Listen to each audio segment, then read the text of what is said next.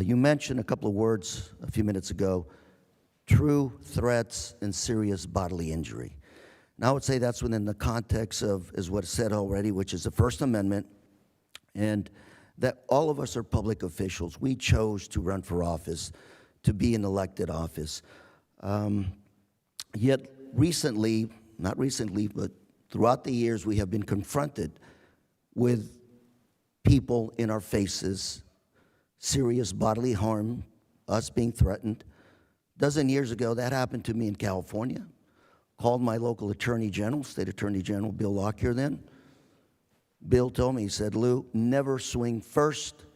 You will be criminally liable. I'll put you in jail myself, and you'll have tort issues as well. On January 7th, the day after the insurrection, I was at Dulles Airport, surrounded by, it's probably about 20 people in my face. I remembered Bill Lockyer's words. I didn't want to swing first. I had people in my face surrounding me. The only thought was, better make sure this guy, if he does swing, doesn't connect. Otherwise, I'm going down.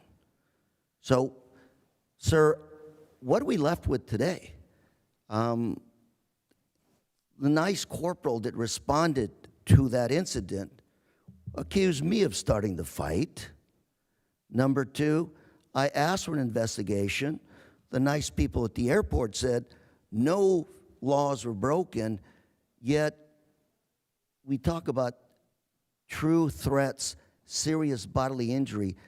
At what point do we essentially, at what point would you draw the line in terms of us protecting ourselves?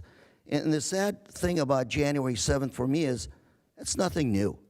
That happens in my district for the last few years over and over again. Police officers show up, First Amendment, and we're left to essentially handle the situation many times on our own. So, Mr. Attorney General, I'm trying to figure out some clear lines here. How do we as elected officials protect ourselves? Are we left to conceal weapons? What is it exactly that we need to do? You know, I'll take the heat. I'm an elected official, but where does that First Amendment stop and that serious bodily injury concept come into play? Thank you.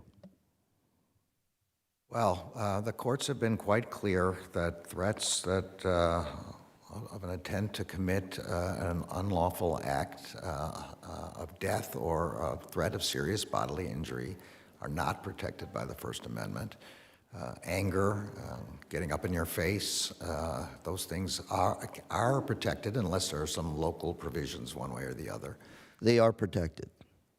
Yes, people can argue with you, people can say vile things to you, people can insult you. I'm sorry to say this, doesn't mean I'd like that idea, doesn't mean that that's where we should be in a civil society, but the First Amendment protects vigorous argument.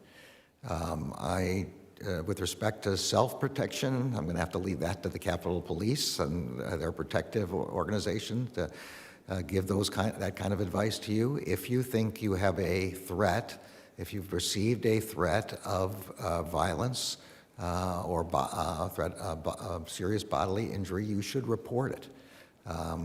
Many other members of Congress have done that. We just arrested somebody in Alaska for threatening the two Alaskan senators. This happens. Mr. Attorney General, I only have 54 seconds left, and I guess what I'm looking for is some kind of a message from your office at the federal level that there are certain things that are tolerated under the First Amendment and some that are not. And those that, you know, cross that line will be prosecuted. And it also spills over to protection of poll workers at elections. I'm out of Orange County, California. We've had private poll workers threatening voters. We've had letters focused threatening certain voters, keeping them from the polls. And yes, you can come back in retrospect and prosecute, but you've already affected the outcome of an election.